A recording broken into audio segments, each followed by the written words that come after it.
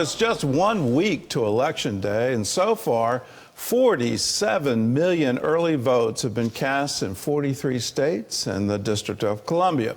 In the battleground state of Michigan, early voting is smashing local records. Democrats and Republicans alike see Michigan as a must-win state. This year's race may boil down to a few hundred votes in certain counties, perhaps none more important than Saginaw County.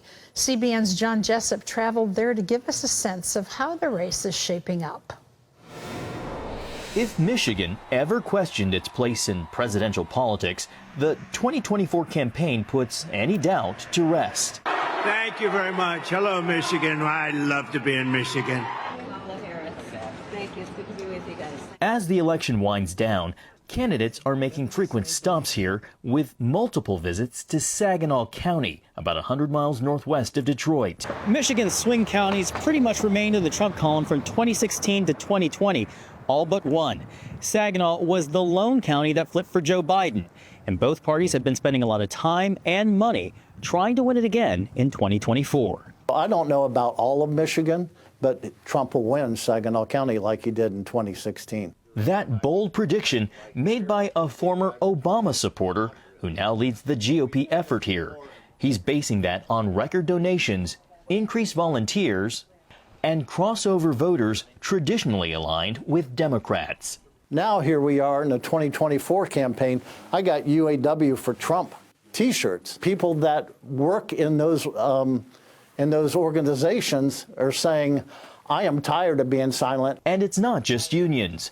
Democrats face a mass defection from Michigan's large Arab population over the war in Gaza, a heightened concern after the Muslim mayor of a Detroit suburb recently endorsed Donald Trump. How cool is that? I know, it was really cool. Eileen Pettinger, a retired firefighter turned party chair, tells CBN News Saginaw Democrats are also energized and believe any gap from the union or Arab voters will be filled by non-traditional supporters. I have never seen Republicans and independents come into our office saying they can't vote for that man, that they want to donate, they want to volunteer, they want to door knock. Political science professor Stuart French believes it'll be a tight race due to the issues residents here face, like declines in population and manufacturing. So we usually are on the bad side of whatever statistic there is for the state. Anybody worth their weight is going to look at Saginaw County and go, this is an important county. While pundits and pollsters predict the race here to be very close, both county party leaders told me they suspect their side might actually surprise everyone with a blowout, hoping picturesque Saginaw County will not only be a bellwether for the state, but for the nation as well. We talked to voters on the first day of statewide early voting, which also includes a contested Senate race, which will factor into the chamber's balance of power. We found a range of viewpoints across the ideological spectrum about the candidates, the issues, down to voter integrity. We usually do absentee, but I wanted to make sure it counted. I want to make sure my voice is heard. Trump just displays peace through strength. And was there an overarching issue for you? Women's rights. As we were leaving the polling site, we captured a moment that defies the bitter division of this campaign cycle. Perfect strangers prioritizing the needs of others even before casting their ballot. She's, limping and so in pain. And so, we're all Team Jesus. I was out today campaigning, actually, and I fell and hurt myself. And when they offered, I'm like, yeah, I'll take prayer. That's a moment. That he's everywhere, and he's for us. He loves us, and he cares about our healing. Even at an election polling site. He never stops working. A powerful example of turning faith into action and putting people before politics. John Jessup, CBN News, Saginaw County, Michigan. That's a word for all of us, people before politics. Well, CBN Chief Political Analyst David Brody joins us now. So, David, 1 week to go. Where does the race stand? Well, Gordon, the momentum is with Trump. For the first time since Kamala Harris got in the race, he's now leading. Okay, it's by 0.1%, but he's leading the Real Clear Politics national average. The reason that's bad news for Kamala Harris and Democrats is typically the Democrats are the ones that will lead overall, not just there, but nationally as well. And so if Trump is leading a Real Clear politics average, that's probably not a good sign nationally for Democrats. And also, Gordon, as you look into the crosstabs, and I did that early this morning, I think it was 5:12 a.m. Eastern. I'm in the crosstabs and I'm thinking, what kind of life do I have? But beyond all of that, as I look at the Siena New York Times poll, that's kind of the gold standard of polls.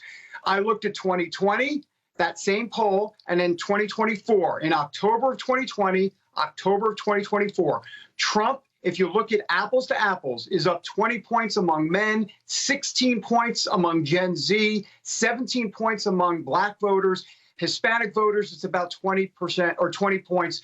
So if you look by any metric at all in the crosstabs, and that's where the race will be won ultimately, Donald Trump is doing better than he did in 2020, and that's a problem for Kamala Harris. Are you predicting this is going to be a blowout? I've heard that Harris could actually win the popular vote, but in the Electoral College, it's going to be neck and neck. What's your take? Well, Gordon, and here we are with predictions again. Boy, I don't like those prediction questions, but I will say this, that it appears to me, come from a spidey sense standpoint, that this feels 300 plus electoral votes for Donald Trump at this point, if folks get out and vote, that they want to get out and vote. That's going to be the key, and that gets to turnout. Look, the Democrats have a very good turnout operation. They've got about 300 headquarters all across the country with about 2,500 volunteers. It is top down. And it's very, very organized. Republicans are doing a different model, Gordon. They've got about 40,000 or so team captains. Each team captain has about 25 people or so underneath them. And then they're outsourcing a lot of the get out the vote effort to other groups. This is a different way to do it than what the traditional Democrat way has been. So we're going to see whose turnout method, if you will rule on election night. Well, given 43 million votes have already been cast, it looks like it's going to be a record turnout and could possibly beat 2020 in terms of the number of people, which is really good. That means our democracy is quite vibrant. What do you think the closing argument for each candidate will be in this final week? Well, the good news for Trump is that it's always been the same argument, make America great again. We all know the slogan. It was that in 2016, obviously a hiccup in 2020, and now back to 2024. It's that same type of theme that he can fix everything, so to speak. Okay, we take it with a grain of salt, but you get the idea that it is make America great again. For Kamala Harris, to be quite frank, it started with hope, joy, and vibes, but it's led to Trump as a threat to democracy again. Remember, this is what Biden tried to do, Gordon. Wasn't working. Kamala Harris got in the race with hope, joy, and vibes. That quickly dissipated after about 60 days or so, and now they're back to a closing argument of Trump is a fascist, don't you dare vote for him.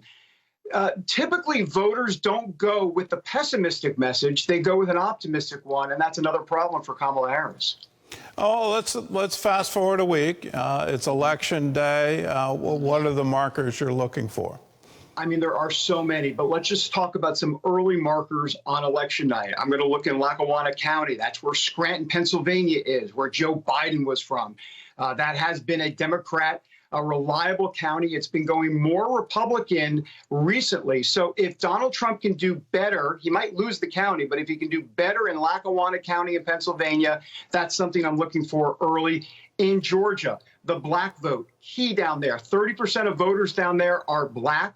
I'm going to look in those Atlanta suburbs where about 60% or so of the vote in all of Georgia is determined. That's going to be important. And then Gordon in North Carolina as well. The Research Triangle area, the Raleigh area, college-educated voters, so many in that specific area of North Carolina. Kamala Harris has to run up the numbers there. If she's not doing that, and the numbers are good but not great, that's a problem for her early on. Any prediction for the day after? Are we going back to 2000 and hanging chads and we can't figure out who won? Or are we going to have a clear winner? You know, from an empirical evidence standpoint, at this point, once again, getting back to the nerdy crosstabs figures, I don't see this being actually close. And what I mean by that is that you could have one of the candidates, and at this point it appears like it could be Trump, winning 6, maybe even 7 of all battleground states. If that's the case, he's going to be at about 300, 312, somewhere in there. electoral votes, which would be considered, especially in this day and age, a landslide. So I don't necessarily see all of the lawsuits developing. Having said that, are there going to be lawsuits? Yes. Are there going to be recounts? Sure. But ultimately, kind of from a macro standpoint, this could get real ugly quickly for Kamala Harris and the Democrats. Okay, well, next prediction, and I'm going to ask for another prediction. I know you love it. When does the race for 2028 start? It started about a month or two ago. Yeah, look, but I will just say this, that what's interesting here, Gordon, is, and we'll talk about this ad nauseum for the next 4 years, but when Donald Trump leaves the scene, you got J.D. Vance, Vivek Ramaswamy on one side, the populist wing, kind of the Trump mantle folks. Then you've got Nikki Haley and Mike Pence hoping to bring the Republicans back to that conservative, Ronald Reagan days, if you will, more traditional conservatism. That's the battle ahead for the Republicans. You left out a governor from Florida. I did. You know what? So many names, so many numbers in my head. I can't keep them straight. Oh, yeah, Ron DeSantis. I've heard of him. Yes, okay. Him too. All right. Well, it'll keep you busy. It'll keep us all busy. But there was a collective groan from the studio when I said, when's the race in 2028? We're all kind of sick and tired of politics. It would be really nice to get into actually governing the nation and leading the world. That would be something to look forward to. David, thanks for your insights. And again, I'll keep asking you for predictions. So keep up the good work.